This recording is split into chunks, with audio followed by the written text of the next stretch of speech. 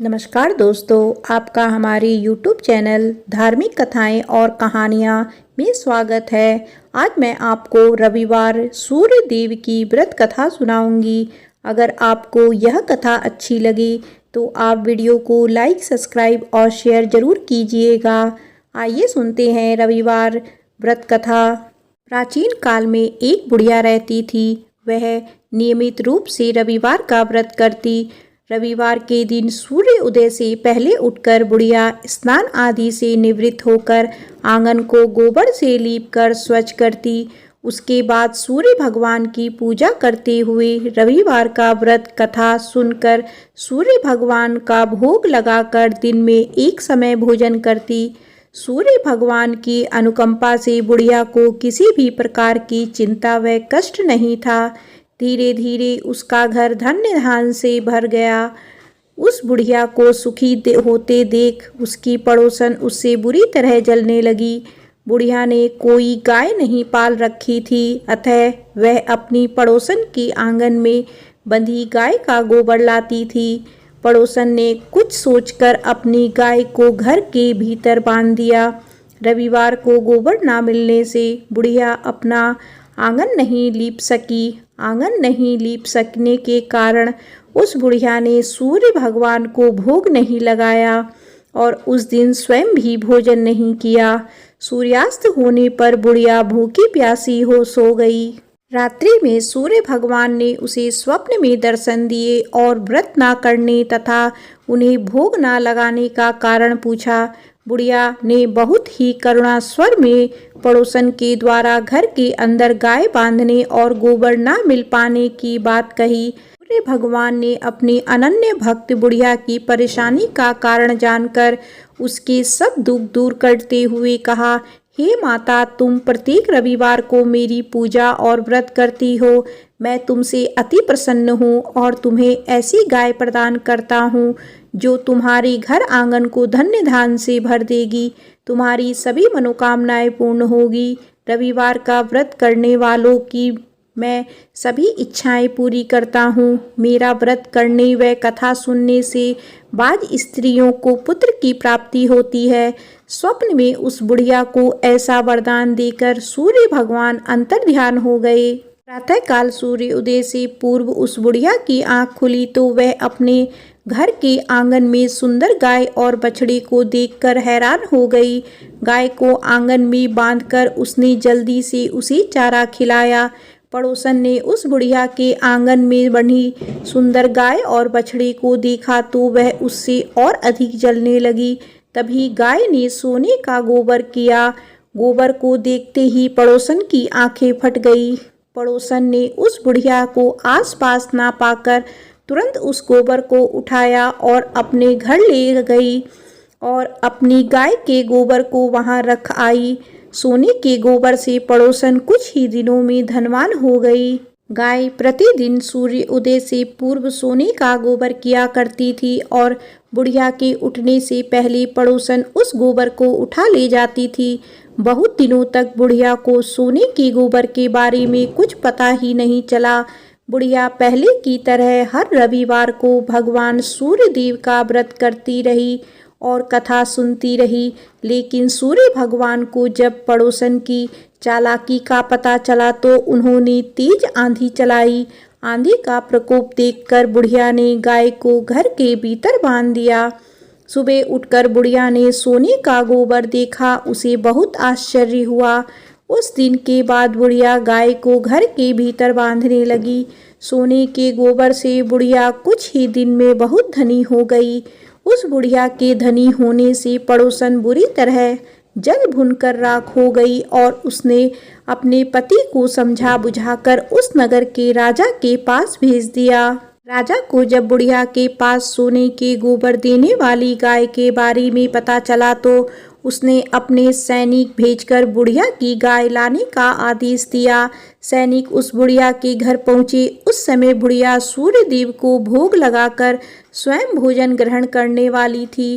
राजा के सैनिक ने गाय और बछड़े को खोला और अपने साथ महल की ओर ले चले। बुढ़िया ने सैनिकों से गाय और बछड़े को ना ले जाने की प्रार्थना की। बहुत रोई चिल्लाई, लेकिन राजा के सैनिक नहीं माने। गाय व बछड़े के चले जाने से बुढ़िया को बहुत दुख हुआ। उस दिन उसने कुछ नहीं खाया और सारी रात सूर्य भगवान से गाय व बछड़े को लौटाने के लिए प्रार्थना करती रही।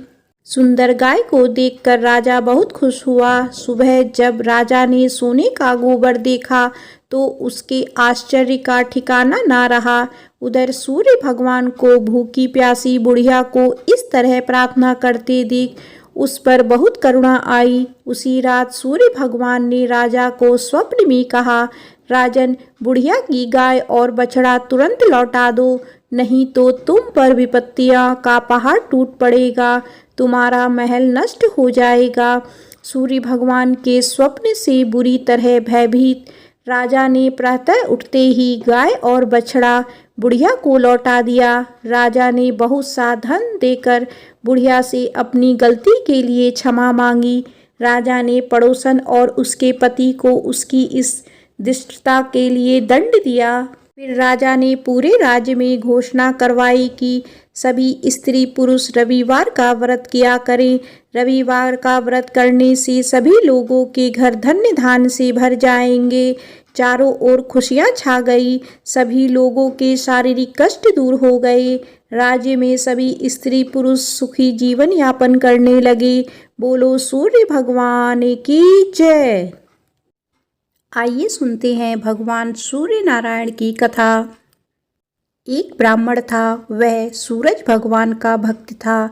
नहाता धोता कहानी कहता था, पर कमाता कुछ भी नहीं था।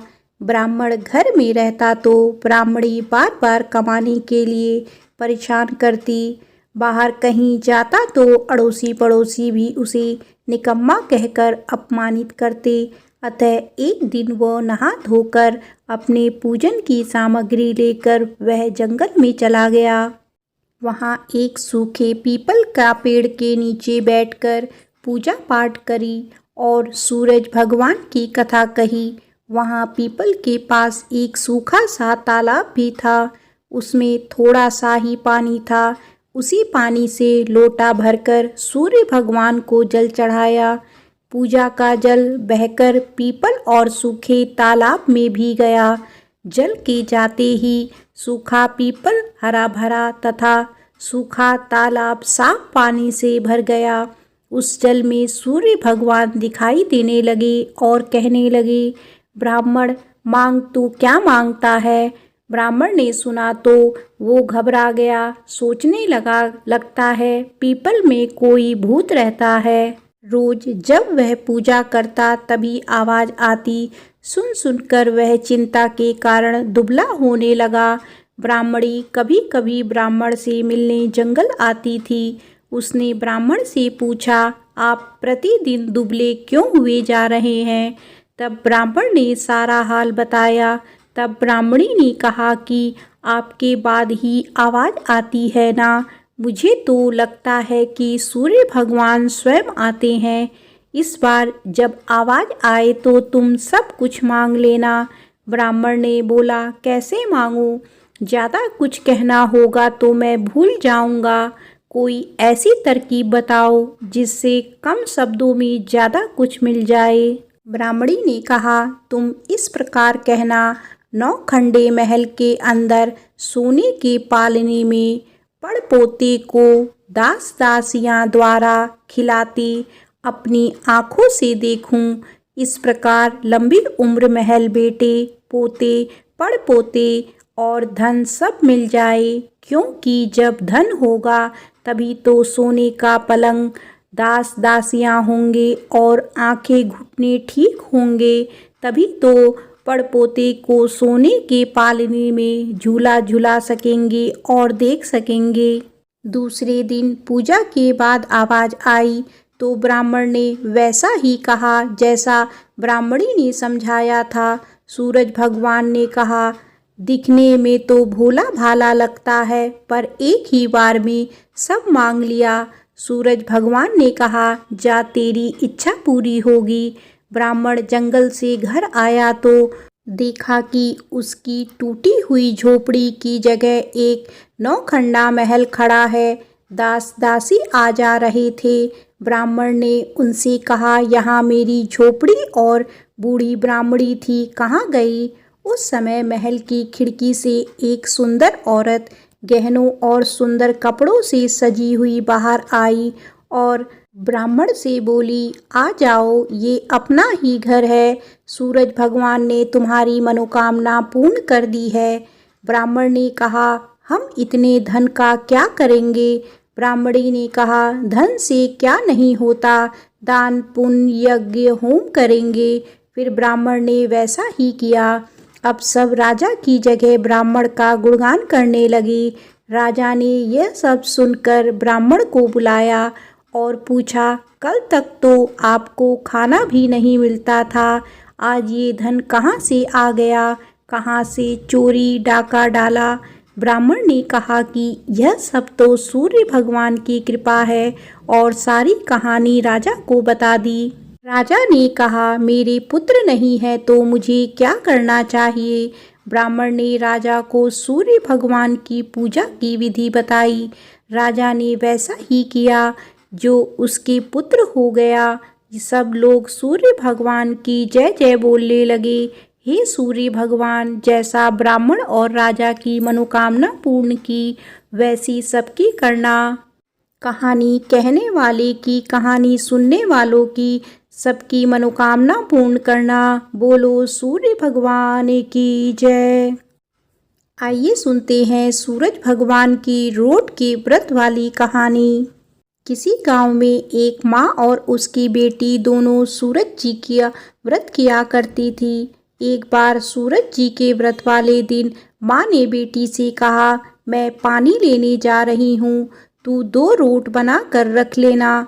एक छोटा और एक बड़ा रोट बनाना जो हम पूरा खा सकें, क्योंकि रोट को जूठा नहीं छोड़ते। रोट के आटे में नमक मत डालना, यह अलुना होता है। माँ पानी भरने चली गई और बेटी रोट बनाने लगी। तभी सूरज भगवान एक साधु बाबा का वेश बनाकर वहाँ आए और भिक्षा मांगने लगे। लड़की ने कहा, मेरी माँ का रोट तो बन गया है, पर मेरा रोट बनेगा, उसमें से आपको दूंगी। बाबा ने कहा, जो रोट बन चुका है उसी में से दे दो, नहीं तो मैं जा रहा हूँ। लड़की ने माँ के रोट में से टुकड़ा तोड़कर दे दिया। जब माँ वापस आई तो बहुत नाराज हुई और बोली, हे लड़की, मेरी रोटी का टुकड़ा दे दिया, मेरी रोटी मुझे साबुत दे। वह लड़की को मारने लगी। लड़की डर कर जंगल में भाग गई और एक पेड़ पर चढ़कर बैठ गई। सूरज भगवान ने सोचा, बेचारी लड़की को मेरे कारण घर से निकलना पड़ा, इसीलिए इसकी रक्षा मुझे ही करनी पड़ेगी। सूरज भगवान रोज उसके लिए चूरमे का एक लड्डू और 1 लोटा पानी भेज देते थे।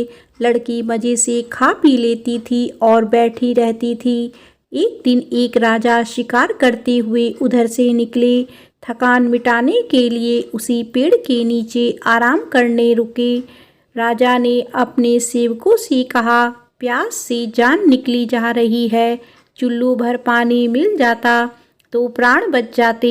पेड़ पर बैठी लड़की ने यह सुना तो उसने चुल्लू भर पानी डाल दिया।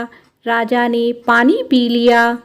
राजा ने कहा, अरे सेवक, आधी जान तो बच गई, एक चुल्लू पानी और मिल जाए तो आधी जान और बच जाएगी। लड़की ने फिर एक चुल्लू पानी डाल दिया। राजा ने पी लिया। राजा को आश्चर्य हुआ। उसने सेवक से कहा, ऊपर अवश्य कोई है, तू ऊपर चढ़ और देख कौन है। सेवक ऊपर चढ़ा तो उसे लड़की मिली। लड़की ने सेवक से कहा, भैया, तुम ये स्वादिष्ट लड्डू खा लो और पानी पी लो, पर राजा को मेरे बारे में मत बताना। कह देना कि ऊपर कोई नहीं है, पता नहीं राजा मेरे साथ कैसा व्यवहार करेंगे। सेवक भूख प्यास से परेशान था। उसने लड्डू खाया, पानी पिया और नीचे जाकर राजा से कह दिया कि ऊपर कोई नहीं है। राजा ने सेवक से कहा, तू ऊपर गया तब तो थका हुआ था और आया तो तरोताजा दिख रहा है। नहाया और खाया हुआ मनुष्य छिपता नहीं है। मुझे शक हो रहा है, मैं खुद ऊपर जाकर देखता हूँ। राजा पेड़ पर चढ़ा, वहाँ सुंदर सी ब्राह्मण कन्या को पाया। राजा ने कहा, डरो नहीं, तुम बहुत सुंदर हो, मेरे साथ चलो, मैं तुमसे विवाह करना चाहता हूँ। लड़की राजा के साथ चली गई। राजा ने उसके साथ विवाह कर लिया। साल भर में ही उसने एक सुंदर बालक को जन्म दिया। उसकी अन्य रानियां उसकी देवरानी, जेठानी और उसके पुत्र की सुंदरता से जलने लगी थी। सूरज भगवान का व्रत आया। लड़की रानी ने व्रत के लिए रोट बनाया। दूसरी रानियों ने राजा से कहा, तुम्हारी नई रानी को रोट बनाना नहीं आता, उसका बनाया हुआ रोट खाओगे तो आपका पेट दुखेगा, रानी खाएगी तो कुंवर का पेट दुखेगा। नई रानी ने यह सब बात सुन ली और उसने रोट को थाली के नीचे छुपा दिया और सूर्य भगवान से सहायता के लिए प्रार्थना करने लगी। राजा ने जब पूछा कि थाली के नीचे क्या है, तो उसने कहा कि मेरे गरीब पीहर से आया हुआ उपहार है। राजा ने थाली उठाई तो देखा उसके नीचे सोने का चक्र था। राजा ने कहा, वाह, गरीब पीहर वालों का ऐसा उपहार। नई रानी चुप रही। एक दिन रानी खिड़की में खड़ी थी, तभी उसे अपनी माँ दिखाई थी, जो दरिद्र अवस्था में छाजले बेच रही थी। उसने सोचा, माँ को यहाँ बुला लें तो यहाँ आराम से रह लेगी। इतने नौकर चाकरों में वह भी कुछ काम कर लेगी और किसी को पता भी नहीं चलेगा। उसने माँ को बुलाया। रानी की माँ आते ही वही बात दोहराने लगी, हे लड़की, मेरी रोटी का टुकड़ा दे दिया, मुझे मेरी साबुत रोटी दे। रानी ने सोचा, कहीं सबको पता ना चल जाए कि मैं अपनी माँ को इस तरह महल में बुलाया है, मुसीबत हो सकती है। उसने माँ को चुपचाप एक कमरे में रहने को कहा, बाहर से ताला लगा दिया। रानी की देवरानी, जेठानी व अन्य रानियां राजा से कहने लगी कि रानी का व्यवहार संदेह पैदा करता है। एक औरत महल में घुसी थी, पर वह वापस नहीं निकली। छोटी रानी यह सुन लिया। वह सूर्य भगवान से इस विपत्ति से बचने की प्रार्थना करने लगी। राजा ने वहां आकर उस कमरे की चाबी मांगी। राजा ने कमरा खोला तो वहां सोने की एक मूर्ति थी। राजा ने पूछा, यह मूर्ति कहाँ से आई? रानी ने कहा, मेरे गरीब से पीहर का उपहार है। राजा ने कहा, तुम्हारे गरीब पीहर से इतने कीमती उपहार आते हैं, मुझे तुम्हारा पीहर देखना है, हम वहाँ चलेंगे। रानी ने फिर सूरज भगवान से मदद मांगी। सूरज भगवान ने कहा कि मैं सवा पहर की व्यवस्था तो कर दूंगा, लेकिन फिर मुझे दूसरी नगरी में उजाला करने जाना होगा। सूर्य भगवान ने जंगल में माया नगरी बसा दी। महल, झरोखे, बाग बगीचे, रिश्तेदार आदि सब माया से बना दिए। महल की रसोई में कई प्रकार के व्यंजन बन रहे थे। सबसे मिलकर और खा पी कर रानी ने राजा से वापस चलने को कहा। राजा ने कहा, जल्दी क्या है, थोड़ा आराम कर ले। रानी ने बड़ी मुश्किल से राजा को वापस चलने के लिए मना लिया और वे रवाना हो गए। थोड़ी दूर जाने के बाद राजा को ध्यान आया कि उनकी कटार वहीं रह गई है। राजा ने सेवक को कटार लाने भेज दिया। सेवक वहां गया तो देखा कि वहां जंगल के सिवा कुछ भी नहीं था। कटार झाड़ी में पड़ी मिली। कटार लेकर सेवक आया और उसने यह सब राजा को बताया। राजा को पहले ही शक था। उसने तलवार निकाली और गुस्से में आकर रानी से सच बताने को कहा। रानी ने सब कुछ सच सच कह डाला और सूरज भगवान की कृपा और मदद के बारे में भी बताया। यह सब सुनकर राजा बहुत खुश हुआ और रानी को सूरज रोट का व्रत अच्छे से करने को कहा। रानी का मान और बढ़ गया। हे सूरज भगवान, जैसा सुख उस लड़की को मिला वैसा ही सुख यह कहानी कहने और सुनने वाले को भी देना। बोलो सूरज भगवान की जय।